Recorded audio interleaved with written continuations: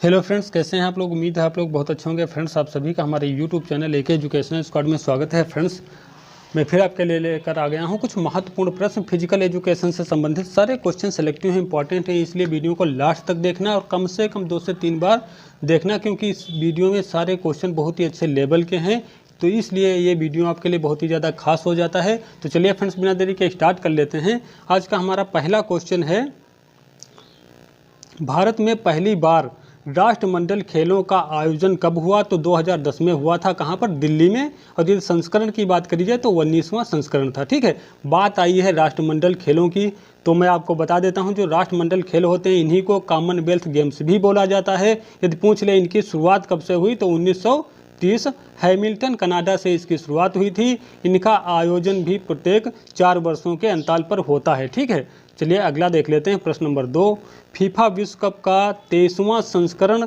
कब और कहां खेला जाएगा? तो 2026 में खेला जाएगा और संयुक्त रूप से 3 जगहों पर होगा इसका आयोजन। कहां पर? अमेरिका, मैक्सिको और कनाडा में होगा। बात आ गई है फीफा की, फीफा के 23वें संस्करण की, तो इससे पहले आपको 22वां जो संस्करण था वो भी आपके लिए महत्वपूर्ण हो जाता है। तो 22वां संस्करण कब और कहाँ खेला गया था? तो 22वां संस्करण जो था सन 2022 में खेला गया था। कहाँ पर? कतर में। विजेता कौन सी टीम रही थी? अर्जेंटीना। माने विजेता देश कौन था? अर्जेंटीना थी। और जो उपविजेता था वो फ्रांस था। ठीक है, विजेता अर्जेंटीना, उपविजेता फ्रांस हो जाएगा। ठीक है, बात आ गई फीफा की, तो मैं फीफा का फुल फॉर्म आपको बता देता हूँ। फीफा का फुल फॉर्म होता है federation international D football association, इसका फुल फॉर्म हो जाता है। यदि इसकी स्थापना की बात करी जाए तो 21 मई, ठीक है, 21 मई 1904 को इसकी स्थापना या फिर शुरुआत कह लीजिए। ठीक है, 21 मई 1904 को क्या हुई थी? इसकी स्थापना हुई थी पेरिस, फ्रांस में। ठीक है, यदि इसका मुख्यालय पूछता है तो मुख्यालय हो जाता है ज्यूरिख, स्विट्जरलैंड में। ठीक है, और जो फीफा होता है इसका भी आयोजन प्रत्येक 4 वर्षों के अंतराल पर होता है। ठीक है, चलिए उम्मीद है समझ में आया होगा। अगला देख लेते हैं। प्रश्न नंबर 3, विंबलडन ओपन का खिताब जीतने वाली पहली भारतीय महिला कौन थी? तो ये थी सानिया मिर्जा। ठीक है, विंबलडन ओपन का खिताब जीतने वाली पहली भारतीय महिला कौन थी? तो ये सानिया मिर्जा थी। जो विंबलडन ओपन है तो ये होती है टेनिस की एक ग्रैंड स्लैम प्रतियोगिता। ठीक है, ग्रैंड स्लैम जो होती है, ग्रैंड स्लैम में टेनिस की प्रतियोगिताएं होती हैं, वो चाहे यूएस ओपन हो, फ्रेंच ओपन हो, ऑस्ट्रेलियन ओपन हो या फिर विंबलडन ओपन हो, ये 4 जो होती हैं, ये 4 ग्रैंड स्लैम कहलाती हैं। ये टेनिस की प्रतियोगिताएं होती हैं। ठीक है, अब बात आ गई विंबलडन की, तो मैं बता देता हूँ विंबलडन जो होता है, ठीक है, विंबलडन ओपन एक टेनिस की ग्रैंड स्लैम प्रतियोगिता होती है। इसकी शुरुआत पूछ लेता है कब से हुई है, तो 1877 से हुई थी। कहाँ से? लंदन से। और लंदन कहाँ है? लंदन इंग्लैंड में है। ठीक है, तो विंबलडन ओपन की शुरुआत कब हुई थी? 1877। कहाँ से? लंदन से हुई थी। और पूछ लेता है कि प्रत्येक वर्ष इनका आयोजन, विंबलडन ओपन का प्रत्येक वर्ष आयोजन कब होता है? तो जून जुलाई के महीने में होता है। और जहाँ पर ये विंबलडन खेला जाता है, माने टेनिस खेला जाता है विंबलडन का, उस मतलब क्षेत्र को, इसके परिसर को क्या बोलते हैं? तो ग्रास कोर्ट बोलते हैं, जिसे हम घास का मैदान भी बोलते हैं। ठीक है, तो चलिए फ्रेंड्स, उम्मीद है समझ में आया होगा। अगला देख लेते हैं। प्रश्न नंबर 4, ट्राइथलन में कुल कितने इवेंट होते हैं? तो जो ट्राइथलन जो होता है खेल, उसमें कितने इवेंट होते हैं? तो इसमें 3 इवेंट होते हैं। ठीक है, कितने? एक एथलेटिक की प्रतियोगिता होती है ट्राइथलन, तो इसमें 3 इवेंट खेले जाते हैं। ठीक है, कितने? 3 इवेंट खेले जाते हैं। कौन कौन से? देखो, पहला होता है 1500 मीटर। 1500 मीटर फ्री स्टाइल तैराकी होती है। ठीक है, फिर इसके बाद 40 किलोमीटर साइकिलिंग होती है। ठीक है, कितनी? 40 किलोमीटर क्या होती है? साइकिलिंग होती है। फिर 10 किलोमीटर जो होती है वो रनिंग होती है। ठीक है, 10 किलोमीटर रनिंग होती है। तो पहली क्या हो गई? 1500 मीटर फ्री स्टाइल तैराकी हो गई। फिर दूसरे नंबर पे 40 किलोमीटर साइकिलिंग हो गई और तीसरे पे 10 किलोमीटर रनिंग यानी दौड़ हो गई। अब ये जो ट्राइथलन होता है, ठीक है, ट्राइथलन में क्या होता है? पुरुष और महिलाएं दोनों भाग लेते हैं। ठीक है, और कितने दिन के लिए खेल होता है? 1 दिन के लिए खेल होता है। ठीक है, तो फ्रेंड्स, उम्मीद है समझ में आ गया होगा। आगे देख लेते हैं। प्रश्न नंबर 5, अंतर्राष्ट्रीय ओलंपिक समिति, जिसे हम IOC यानी इंटरनेशनल ओलंपिक कमेटी बोलते हैं। ठीक है सॉरी, अंतर्राष्ट्रीय ओलंपिक समिति के अध्यक्ष का चुनाव कितने वर्षों के लिए होता है, ठीक है। माने कहने का मतलब यही है कि अंतर्राष्ट्रीय ओलंपिक जो समिति होती है, जो उसका अध्यक्ष होता है, उसका जो चुनाव किया जाता है तो कितने वर्षों के लिए किया जाता है ये आपने बताना है। तो जो मैन होता है, मुख्य अध्यक्ष होता है, उसका जो चयन होता है 8 वर्षों के लिए होता है। जो अन्य सदस्य होते हैं उनका 4 वर्षों के लिए होता है, ठीक है। जो मैन होता है माने जो अध्यक्ष होता है उसका चुनाव 8 वर्षों के लिए, जो अन्य सदस्य होते हैं उनका चुनाव होता है 4 वर्षों के लिए। बात आ गई है IOC की, ठीक है। तो इसका जो फुल फॉर्म होता है क्या होता है, इंटरनेशनल ओलंपिक कमेटी हो जाता है फुल फॉर्म। और इसकी जो शुरुआत कह लीजिए, स्थापना कह लीजिए, कब हुई थी, 23 जून 1894 में हुई थी, ठीक है। 23 जून 1894 को पियरे डी कुबर्टिन के द्वारा करी गई थी। वर्तमान में इसके महत्वपूर्ण प्रश्न है कि वर्तमान में इसके अध्यक्ष कौन हैं, तो थॉमस बाच हैं, ठीक है। क्या थॉमस बाच हैं, थॉमस बाच वर्तमान में इसके अध्यक्ष कौन हैं, तो थॉमस बाच हैं। और जो इसके महानिदेशक कह लीजिए या डायरेक्टर कह लीजिए तो वो हैं क्रिस्टोफर डी केपर, ठीक है। क्रिस्टोफर डी केपर इसके महानिदेशक हैं। जो वर्तमान में अध्यक्ष हैं वो थॉमस बाच हैं, ठीक है। आगे देख लेते हैं प्रश्न नंबर 6। ओलंपिक के आदर्श वाक्य में शब्द टूगेदर कब जोड़ा गया। ओलंपिक का जो आदर्श वाक्य है तो सिटियस, आल्टियस, फार्टियस ये 3 शब्द थे पहले, तो उसमें एक और शब्द जोड़ दिया गया है टूगेदर, ठीक है। ये कब जोड़ा गया है टूगेदर, तो ये बताना है अपने 20 जुलाई 2021 को जोड़ा गया था टोक्यो ओलंपिक में, ठीक है। कब जोड़ा गया, 20 जुलाई 2021 को जोड़ा गया था टोक्यो ओलंपिक में। और कौन सा, टूगेदर। टूगेदर का मतलब होता है एक साथ या फिर साथ साथ, ठीक है। अब देखो यहाँ पर पहले क्या था, इसमें 3 शब्द थे, सिटियस, आल्टियस और फार्टियस। तो सिटियस का मतलब होता था फास्टर, फिर होता था आल्टियस, आल्टियस का मतलब होता था ऊंचा माने हायर, हायर का मतलब होता था उच्चतर, फिर होता था फार्टियस मतलब बलवान, शक्तिशाली। फादर हेनरी डिडान इन्होंने 1895 को, ठीक है, कब 1895 को इसकी मतलब रचना की थी। लेकिन इसको ओलंपिक में किसने प्रस्तावित किया था, तो इसको पियरे डी कुबर्टिन ने प्रस्तावित किया था, ठीक है। ये शब्द किसके थे, ये सिटियस, आल्टियस, फार्टियस जो शब्द थे ये फादर हेनरी डिडान के थे।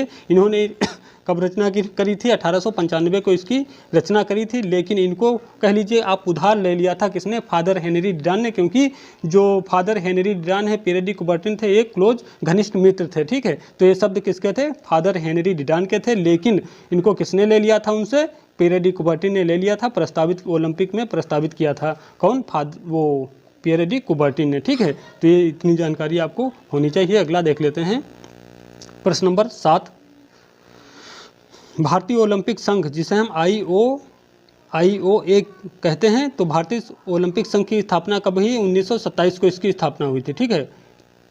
माने IOA इसका मतलब होता है इंडियन ओलंपिक एसोसिएशन, ठीक है। इसका बात करी जाए, इसका मुख्यालय कहाँ है, भारतीय ओलंपिक संघ का मुख्यालय पूछ लेता है कहाँ है, नई दिल्ली में है। और इसके जो प्रथम अध्यक्ष थे वो कौन थे, दोराबजी टाटा। प्रथम अध्यक्ष कौन थे, दोराबजी टाटा थे। लेकिन वर्तमान में जो पूछ ले कि वर्तमान में अध्यक्ष कौन है, भारतीय ओलंपिक संघ के वर्तमान में अध्यक्ष कौन है, तो PT ऊषा हो जाएंगे, ठीक है। PT ऊषा हो जाएंगे, ठीक है। वर्तमान में ओलंपिक क्या, भारतीय ओलंपिक संघ के अध्यक्ष कौन है, PT ऊषा है। याद रखना, काफ़ी महत्वपूर्ण प्रश्न है। अगला देख लेते हैं प्रश्न नंबर 8। NCC का आदर्श वाक्य क्या है, तो NCC का जो आदर्श वाक्य होता है एकता और अनुशासन, यानी यूनिटी एंड डिसिप्लिन होता है। NCC की जो शुरुआत हुई थी 16 जुलाई 1948 को हुई थी। यदि मुख्यालय पूछे कहाँ है, तो मुख्यालय नई दिल्ली में है। और जो ये NCC जो होता है, ठीक है, इसका जो फुल फॉर्म होता है नेशनल कैडेट कॉर्प्स होता है, ठीक है। नेशनल कैडेट कॉर्प्स होता है इसका फुल फॉर्म। और ये जो NCC होती है ये भारतीय आर्मी जो फोर्स होता है, ठीक है, भारतीय आर्मी जो फोर्स होता है उसका हिस्सा होती है, मुख्य हिस्सा होती है। और वर्तमान में पूछ ले कि इसके डायरेक्टर कौन है या महानिदेशक कौन है, तो लेफ्टिनेंट जनरल गुरबीर पाल सिंह हैं। वर्तमान में NCC के डायरेक्टर कह लीजिए, महानिदेशक कह लीजिए, कौन है, गुरबीर पाल सिंह हैं, ध्यान रखना। आगे देखते हैं प्रश्न नंबर 9 देख लेते हैं। NCC के प्रतीक चिन्ह माने झंडे में कितने रंग हैं, तो इसमें 3 रंग होते हैं, ठीक है। कौन कितने हैं, 3 रंग हैं। पहला कौन सा है, लाल है, फिर क्या है, ये यहाँ पे थोड़ा गड़बड़ है, ये नहीं होना चाहिए। देखो मैं आपको बता देता हूँ, देखो NCC के जो प्रतीक चिन्ह होता है, झंडा होता है, उसमें 3 रंग होते हैं, ठीक है। लाल वाला होता है, हरा नहीं होता है हरा नहीं होता, हरा की जगह पर गहरा नीला होता है, ठीक है, गहरा नीला होता है, फिर उसके बाद हल्का होता है, ठीक है। तो सबसे पहले क्या होता है, लाल होगा, फिर ठीक है, फिर उसके बाद गहरा नीला होगा, फिर उसके बाद हल्का नीला होगा, ठीक है। जो ये लाल होता है, ठीक है, ये जो लाल होता है, लाल रंग जो होता है क्या होता है, भारतीय सेना को रिप्रेजेंट करता है। ये जो गहरा नीला होता है, ठीक है, गहरा नीला होता है, नौसेना को रिप्रेजेंट करता है। ये जो हल्का नीला होता है, ये वायुसेना को रिप्रेजेंट करता है, ठीक है। 3 रंग होते हैं, कौन कौन से, लाल हो गया, फिर उसके बाद गहरा नीला हो गया, फिर उसके बाद हल्का नीला हो गया, ठीक है। ये यहाँ पे हरा जो लिखा है ये मिस्टेक हो गया शायद टाइपिंग में और आगे देख लेते हैं प्रश्न नंबर 10। हैंडबॉल को ओलंपिक में स्थायी रूप से कब शामिल किया गया? तो स्थायी रूप से बात करी जाए तो 1972 म्यूनिख ओलंपिक में शामिल किया था, ठीक है। हैंडबॉल को ओलंपिक में स्थायी रूप से कब शामिल किया गया है? तो 1972 म्यूनिख ओलंपिक में शामिल किया गया था। जो म्यूनिख कहाँ है, ये जर्मनी में है, ठीक है, कहाँ पर है, जर्मनी में है। और बात करी जाए, देखो पहली बार इसको जब बतौर प्रदर्शनी के रूप पर इसको शामिल किया गया था तो 1936 में, ठीक है, 1936 जो कि बर्लिन में ओलंपिक हुए थे, वहाँ पर इसको प्रदर्शनी के तौर पर शामिल किया गया था। लेकिन यदि स्थायी रूप से पूछता है तो स्थायी रूप से 1972 म्यूनिख ओलंपिक में शामिल किया गया था। अगला देख लेते हैं प्रश्न नंबर 11। मिलर वॉलीबॉल टेस्ट किस खेल से संबंधित है? तो बैडमिंटन से संबंधित होता है ठीक है, मिलर वॉलीबॉल टेस्ट किस खेल से संबंधित है? बैडमिंटन से संबंधित होती है। बैडमिंटन हो या टेनिस हो, इसमें एक पक्ष में कितने खिलाड़ी होते हैं?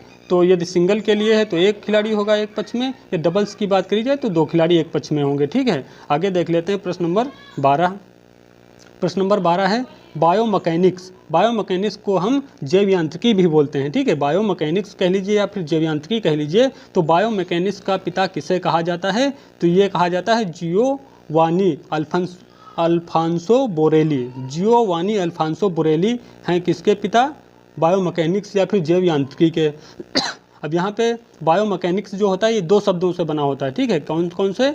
बायो प्लस मैकेनिक्स, ठीक है, बायो प्लस मैकेनिक्स से। जो बायो होता है इसका मतलब होता है जीवन, ठीक है। बायो जो होता है, बायो का मतलब होता है जीवन, और जो ये होता है मैकेनिक्स का मतलब होता है मशीन, ठीक है। तो इसलिए और बायोमैकेनिक को क्या बोलते हैं? जैव यांत्रिकी भी बोला जाता है। इसके पिता कौन है? जियोवानी अल्फांसो बोरेली हैं, ठीक है। अगला देख लेते हैं प्रश्न नंबर 13। किन्सियोलॉजी का जनक किसे कहा जाता है या किसे माना जाता है? तो किन्सियोलॉजी का जो जनक है वो अरस्तु को माना जाता है, ठीक है। और जो किन्सियोलॉजी शब्द होता है ये भी 2 शब्दों के किन्सियोलॉजी जो शब्द है ये भी एक क्या है? ग्रीक शब्द है, ठीक। किन्सियोलॉजी एक ग्रीक शब्द है, ये भी 2 शब्दों के योग से बना है, किन्सिस प्लस लोगस। जो किन्सिस होता है, किन्सिस का मतलब होता है गति, जो लोगस होता है, लोगस का मतलब होता है अध्ययन, ठीक है, अध्ययन करना। तो इसलिए किन्सियोलॉजी जो होता है इसके अंतर्गत किसका अध्ययन किया जाता है? तो जो मानव शरीर होता है, शरीर की गति का वैज्ञानिक अध्ययन किया जाता है। किन्सियोलॉजी के अंतर्गत शरीर की गति का वैज्ञानिक अध्ययन किया जाता है। खूब ध्यान से याद रखना इन चीज़ों को, क्योंकि इस वीडियो में सारे क्वेश्चन बहुत ही अच्छे लेवल के हैं। यदि वीडियो अच्छा लग रहा हो फ्रेंड्स तो वीडियो को लाइक जरूर करिए। अगला देख लेते हैं प्रश्न नंबर 14। विश्व पर्यावरण दिवस प्रत्येक वर्ष का 5 जून को मनाया जाता है। यदि पहली बार पूछे तो प्रथम बार 5 जून 1973 को मनाया जाता है। पर्यावरण की सुरक्षा हमें क्यों करनी चाहिए? तो इसलिए मनाया जाता है प्रत्येक वर्ष 5 जून को पर्यावरण दिवस। अगला देख लेते हैं, भारतीय महिला ओलंपिक पदक विजेता कौन है? तो वो कौन सी भारत की ऐसी पहली महिला हैं जिन्होंने ओलंपिक में पदक जीता था? तो ये कर्णम मल्लेश्वरी हैं। और कर्णम मल्लेश्वरी जो हैं ये कब जीती थी? 2000 सिडनी ओलंपिक में क्या जीता था इन्होंने? कांस्य पदक जीतकर, और ओलंपिक में पदक जीतने वाली पहली भारतीय महिला बन गई थी। बात करी जाए कर्णम मल्लेश्वरी की तो जो इनका जन्म हुआ था 1975 में, ठीक है, 1975 में श्री काकुलम आंध्र प्रदेश में हुआ था, ठीक है, 1975 में श्री काकुलम आंध्र प्रदेश में हुआ था। और ये ओलंपिक में कौन सा मेडल जीती थी? कांस्य पदक जीती थी। और ऐसा करने वाली ये मतलब ओलंपिक में पदक जीतने वाली भारत की तरफ से पहली महिला बन गई थी, ठीक है। आगे देख लेते हैं प्रश्न नंबर 16। टोक्यो ओलंपिक 2020-21 कब से कब तक चला था? तो फ्रेंड्स यहाँ पर आपको कन्फ्यूजन होगा 20 से 21 क्यों लिखा है? तो 20-21 का मतलब ये हो गया कि टोक्यो ओलंपिक 2020 जो था वो सन 2020 में होना था, लेकिन कोरोना काल के चलते इसको 20 में ना कर 21 में कराया गया था। ठीक है, तो इसीलिए ये कौन से थे, सन 2020 वाले ही थे टोक्यो ओलंपिक, लेकिन हुए कब थे, 2021 में हुए थे। ठीक है, तो इस चीज़ में थोड़ा कन्फ्यूजन मत रखना। तो क्या था हमारा क्वेश्चन, टोक्यो ओलंपिक 2021 कब से कब तक चला, तो ये चला है 23 जुलाई से 8 अगस्त 2021 तक। ठीक है, 23 जुलाई से 8 अगस्त तक चला था। पदक तालिका में शीर्ष स्थान पर रहा था अमेरिका, कुल कितने पदक, 113 पदक। गोल्ड कितने थे, 39 थे, और 41 जो थे वो सिल्वर मेडल थे, और जो 33 थे वो ब्रॉन्ज मेडल थे। आगे देखते हैं प्रश्न नंबर 18, टोक्यो ओलंपिक 2020-21 में भारत किस स्थान पर रहा था। तो टोक्यो ओलंपिक 2020-21 में भारत जो था वो 48वें स्थान पर रहा था। कुल कितने पदक जीते थे, तो 7 पदक जीतकर 48वें स्थान पर था। 7वें में क्या था, एक जो था गोल्ड मेडल था, 2 थे सिल्वर मेडल थे, 3 जो थे वो ब्रॉन्ज मेडल थे। एक जो गोल्ड मेडल था वो नीरज चोपड़ा ने भाला फेंक प्रतियोगिता में प्राप्त किया था। अगला देखते हैं प्रश्न नंबर 19। प्रश्न नंबर 19 है, ओलंपिक के इतिहास में भारत अब तक कुल कितने पदक जीत चुका है, तो कुल 35 पदक जीता है। ठीक है, जिसमें से 10 क्या हैं, गोल्ड मेडल हैं, 9 सिल्वर मेडल हैं, 16 जो हैं ब्रॉन्ज मेडल हैं। ठीक है फ्रेंड्स, अब फ्रेंड्स इसमें जो ये 10 हैं, ठीक है 10 हैं, इसमें से जो 8 हैं ये हॉकी प्रतियोगिता में आए हैं, जिसमें से एक जो है वो नीरज चोपड़ा ने, और एक जो है किसने, अभिनव बिंद्रा ने। ठीक है, 8 यहाँ पर 8 जो है ये हॉकी में आए हैं, प्लस में एक जो है वो अभिनव बिंद्रा ने मतलब प्राप्त किया था, एक जो है नीरज चोपड़ा ने प्राप्त किया था। तो कुल मिलाकर कितने 10 हो जाते हैं गोल्ड मेडल। और हॉकी में कितने हैं, 8 आए हैं, और एक जो है अभिनव बिंद्रा ने एक मतलब वो व्यक्तिगत स्पर्धा थी निशानेबाजी की 10 मीटर एयर राइफल। ठीक है, जो कि कहाँ हुआ था, 2008 में बीजिंग ओलंपिक जो कि चाइना में है वहाँ पर आयोजन हुआ था ओलंपिक का। उसमें निशानेबाजी की जो व्यक्तिगत स्पर्धा होती है 10 मीटर एयर राइफल की, उसमें इन्होंने गोल्ड मेडल जीता था। फिर उसके बाद अभी 2020 वाले जो 21 में ओलंपिक हुए हैं वहाँ पर कौन, नीरज चोपड़ा ने क्या किया था, गोल्ड मेडल जीता था। और किस प्रतियोगिता में, भाला फेंक में, और कितनी दूर भाला फेंक दिया था, तो ये पॉइंट याद रखना आप, 87.58 मीटर। ठीक है, 87.58 मीटर की दूर, मतलब इतनी दूर भाला फेंक कर और ओलंपिक में क्या किया था, गोल्ड मेडल जीत लिया था। आगे देख लेते हैं प्रश्न नंबर 20, 110 मीटर पुरुष बाधा दौड़ में सभी बाधाएं आपस में कितनी दूरी पर लगी होती हैं, तो ये लगी होती हैं सुबह 9.14 यानी 9.14 मीटर पर लगी होती हैं बाधाएं। फ्रेंड्स मैं आपको अभी थोड़ा चित्र बना के दिखाता हूं ताकि आपको समझने में आसानी हो जाए। अब देखो फ्रेंड्स, ये चित्र आपको दिख रहा होगा। अब देखो यहाँ पर सबसे पहले ये वाली जो लाइन होती है, ठीक है, ये लाइन जो होती है इसको क्या बोलते हैं, स्टार्ट लाइन। ठीक है, ये वाली जो रेखा होती है इसको स्टार्ट लाइन बोलते हैं। और यहाँ से ये वाली जो होती है ये पहली हर्डल है, पहली बाधा होती है। ठीक है, अब इसके बाद ये सभी कितनी, यहाँ तक ये 10 बाधाएं होती हैं। ठीक है, कितनी 10 बाधाएं होती हैं। और ये वाली जो बाधा होती है, ठीक है, ये वाली इसको अंतिम या लास्ट हर्डल बोलते हैं। ठीक है, अंतिम बाधा होती है। तो सबसे पहले आपको ध्यान रखना है ये वाली, ये होती है स्टार्ट लाइन, फिर ये होती है प्रथम बाधा, फिर ये होती है अंतिम बाधा, और ये वाली जो रेखा होती है इसको फिनिश लाइन बोलते हैं। इतना याद रहना चाहिए। फिर इसके बाद आपके क्वेश्चन कैसे बनेंगे। ठीक है, देखो स्टार्ट लाइन से पहली बाधा कितनी दूरी पर होती है, स्टार्ट लाइन से पहली बाधा तो 13.72 मीटर कह लीजिए आप, 13.72 मीटर पर क्या होती है, मतलब स्टार्ट लाइन से पहली बाधा लगी होती है। फिर इसके बाद जितनी ये बाधाएं लगी होती हैं ये सभी 9.14 मीटर पर लगी होती हैं, सभी 10 की 10 आपस में। ठीक है, फिर इसके बाद क्या होता है कि ये जो अंतिम बाधा होती है ये फिनिश लाइन से कितनी दूरी पर होती है, तो ये होती है 14 ठीक है 14.02 मीटर की दूरी पर। ठीक है, 14.02 मीटर की दूरी पर लगी होती है। ठीक है, तो यहाँ से ये कौन सी स्टार्ट लाइन से प्रथम हर्डल के बीच की दूरी कितनी है, इतनी हो जाएगी। फिर प्रत्येक जो बाधाएं हैं वो आपस में कितनी दूरी पर होती हैं, 9.14 मीटर पर होती हैं। फिर अंतिम जो बाधा होती है ये वाली, अंतिम बाधा से फिनिश लाइन के बीच की दूरी कितनी होती है, 14.02 मीटर हो जाएगी। ठीक है, और मैं आपको बता देता हूँ इसमें कितनी बाधाएं होती हैं। कुल 10 बाधाएं होती हैं। प्रत्येक बाधा का वजन कितना होता है? 10 kg ही होता है। ठीक है, तो फ्रेंड्स ये वीडियो था। यदि वीडियो अच्छा लगा है तो वीडियो को लाइक कर दीजिए, अपने यार दोस्तों में शेयर भी कर दीजिए। यदि चैनल पर नए हैं, चैनल को सब्सक्राइब नहीं किया तो चैनल को सब्सक्राइब कर लीजिए। मिलते हैं कल फिर एक नए वीडियो में नए टॉपिक के साथ में। तब तक के लिए जय हिंद, जय भारत।